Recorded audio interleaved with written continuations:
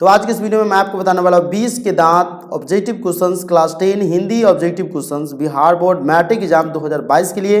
बहुत ही VVI questions मैंने इसमें चूज किया जो भी आपको एग्जाम के लेवल है, एग्जाम में आपको पूछे जा सकते हैं और कई बार इसमें से बहुत सारे क्वेश्चंस एग्जाम में पूछे भी गए हुए हैं। सो आप इस वीडियो को अंत तक देखें और इस वीडियो को देखने के बाद आपको जो है इस चैप्टर के जितने भी ऑब्जेक्टिव होंगे वो क्लियर हो जाएंगे। 20 के दांत शीर्षक देखिए यहाँ पर कह रहा है 20 के दांत शीर्षक कहानी के कहानीकार कौन है? मोहन राकेश कमलेश्वर या प्रेमचंद या नलिन बिलोचन शर्मा। तो 20 के दांत जो शीर्षक कहानी के कहानीकारक जो है वो नलिन बिलोचन शर्मा है। कौन थे? तो ये थे नलिन बिलोचन शर्मा। इसका आंसर यही होगा। ठीक है, आपको विश्वास नहीं तो आप देख सकते हैं। गिरधर लाल कौन है? गिरधर लाल जो थे वह मदन का पिता थे। कौन थे? मदन के पिताजी थे गिरधर लाल। तो इसका आंसर क्या हो जाएगा? मदन के पिता। ठीक है, आप नहीं विश्वास हो तो नीचे में यहाँ पर आंसर लिखा हूँ, आप देख सकते हैं। मदन ने कासू को कितने दांत तोड़े थे? मदन जो थे वह कासू के कितने दांत तोड़ डाले थे? तो मदन ने कासू के टोटल 2 ही दांत तोड़ डाले थे। ठीक है, तो इसका आंसर क्या हो जाएगा? 2 नंबर, मतलब ये सी नंबर हो जाएगा 2। नलिन बिलोचन शर्मा के माता जी का क्या नाम था? तो नलिन बिलोचन शर्मा के माता जी का नाम जो था रत्नावती शर्मा जी थे। ठीक है ना, इनका जन्म जो था वो पटना में ही हुआ था। ठीक है, आगे हम आपको बताएंगे। और 12 सितंबर 1961 की इनकी मृत्यु हो गई थी। ठीक है, सॉरी, तो यहाँ नलिन बिलोचन शर्मा के माता जी का नाम क्या था? रत्नावती शर्मा। देखिए, नलिन बिलोचन शर्मा के कहानियों में किसके तत्व समग्रता से उभर कर आए हैं? ठीक है, राजनीतिकता का, मनोवैज्ञानिकता का, सामाजिकता का, इनमें से सभी का। तो इसका आंसर आपको खुद से देना है। तो मैंने आपको बता दूं मनोवैज्ञानिकता का इसका आंसर होने वाला है, क्योंकि मनोवैज्ञानिकता का ही इसमें ज्यादातर करके आता है। तो इसका आंसर मनोवैज्ञानिकता ही सही है। ठीक है, मोटर कार को किससे खतरा हो सकता था? इस चैप्टर में मोटर कार है। मोटर कार को ज्यादातर करके बच्चों से खतरा होता है। तो बच्चों में यहाँ पर देखिए खोखा जो था वो बहुत ही बदमाश था, इसीलिए मोटर कार को जो था ज्यादातर करके आप अपने आसपास में भी देखते हैं, साइकिल मोटरसाइकिल आता है तो बच्चा सब उस पर लटक पटक जाता है। तो खोखा जो था एक बच्चा था, तो मोटर कार को खोखा से खतरा हो सकता था, क्योंकि खोखा जो है उसे उधार फुधार या तोड़ ताड़ कर सकता था। आगे देख लेते हैं, खोखा खोखी किस भाषा का शब्द है? तो खोखा खोखी ये बंगला का शब्द है। खोखा खोखा का मतलब होता है बच्चे बच्चियां। ठीक है ना, तो खोखा जो है, खोखा का मतलब क्या होता है? बच्चे बच्चियां होता है। ये बंगला का शब्द है। ऐसे ही लड़के आगे चल करके चोर, गुंडे, मवाले, डाकू बनते। पंक्ति कहानी के किस पात्र ने कही है? कह रहा है कि कहानी के किस पात्र ने कही है? तो मैं आपको बता दूं कि ये ऐसे बात जो है वह सेन साहब ने कहे थे। ठीक है ना, ठीक है ना, सेन साहब ने कहे थे। आप आगे देख लेते हैं कि खोखा खोखी का अर्थ क्या है। तो मैंने आपको पहले बता दिया था, खोखा खोखी का अर्थ होता है बच्चा बच्ची, बच्चा या बच्ची को, बच्चा को कहते खोखा, खोखी को खोखी का मतलब होता है बच्ची। ये बांग्ला का भाषा है। ठीक है ना, आगे देखिए 20 के दांत का ऑब्जेक्टिव क्वेश्चन में हम आपको 10वें नंबर बता रहे हैं। और खोखा का क्या नाम है? खोखा का वैसे तो खोखा का मतलब तो बच्चा हो गया, उस बच्चा का नाम क्या था? खोखा उसे नाम रख दिया था।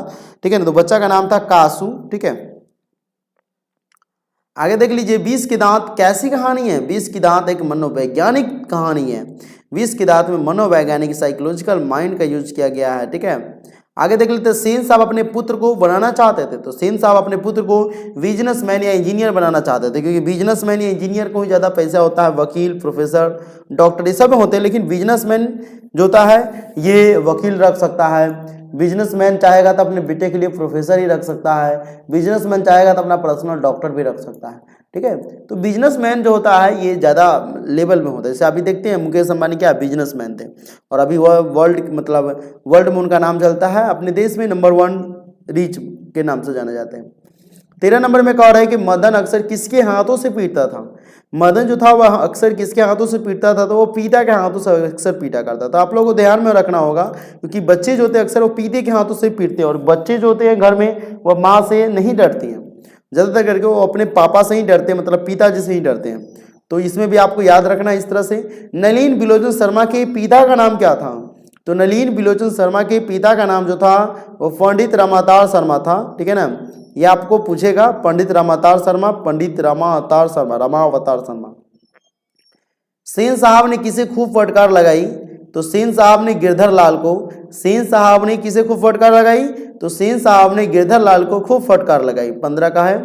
16 का रहा है कि 20 की दांत कहानी किस वर्ग के अंत विरोधियों को उजागर करती है?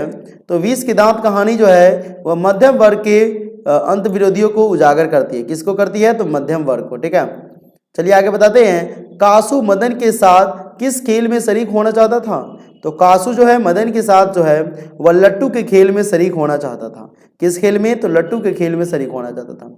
सेन साहब किसके व्यंग से ऐंठ कर रह गए थे? तो सेन साहब जो थे पत्रकार महोदय के व्यंग से ऐंठ कर रह गए थे। इसका आंसर होगा यही। ठीक है, आगे देख लेते हैं। मदन की उम्र क्या थी? तो मदन की उम्र 5 से 6 साल के बीच थी। मदन की उम्र क्या थी? तो 5 से 6 साल के बीच थी। आगे हम आपको बता दें कि मदन किसका पुत्र था? तो मदन जो था वह सेन साहब का था, कि गिरधर का था, कि सोफर का था, कि सिंह साहब का था? तो मदन जो था वह गिरधर का पुत्र था। किसका पुत्र था? तो गिरधर का। आगे हम आपको बता दें, नलिन बिलोचन शर्मा पटना विश्वविद्यालय के हिंदी विभाग के अध्यक्ष कब बने थे?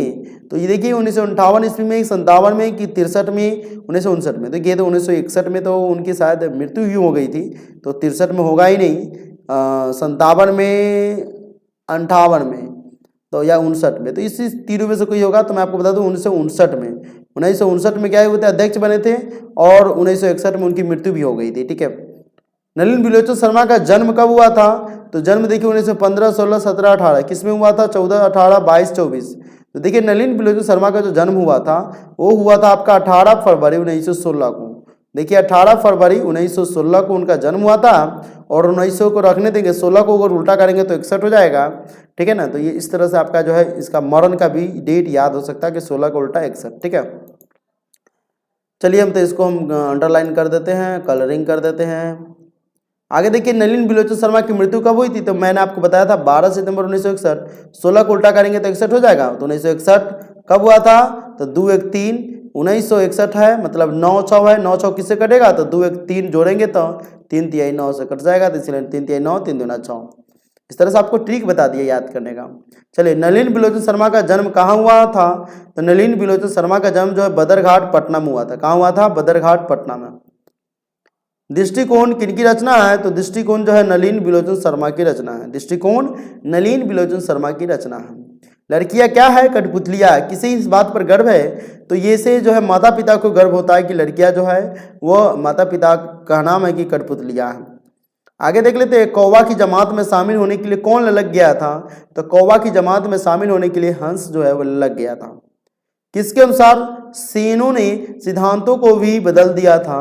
तो किसके अनुसार? तो खोखा के अनुसार सेनों ने सिद्धांतों को भी बदल दिया था। आगे जो देख रहे हैं कि सेन साहब की कितनी लड़कियों थी? तो सेन साहब की टोटल 5 लड़कियां थी। कितनी लड़कियां थी? तो टोटल 5 लड़कियां थी। सोफर शब्द का अर्थ क्या होता है? तो सोफर शब्द का अर्थ होता है, वो होता है ड्राइवर। तो इस तरह से मैंने आपको 20 के दांत चैप्टर 2 हिंदी का मैंने आपको जो है टोटल ऑब्जेक्टिव क्वेश्चन जो है वीवीए ऑब्जेक्टिव क्वेश्चन जो थे वो मैंने आपको इस वीडियो में करा दिए हैं। अगर वीडियो आपको पसंद आया तो वीडियो को कर दीजिए लाइक, चैनल को कर लीजिए सब्सक्राइब, और इस तरह की और वीडियो देखने के लिए सब्सक्राइब करने के बाद बेल नोटिफिकेशन को भी ऑन कर लीजिएगा। मिलते हैं अगले वीडियो में। जय हिंद, जय भारत।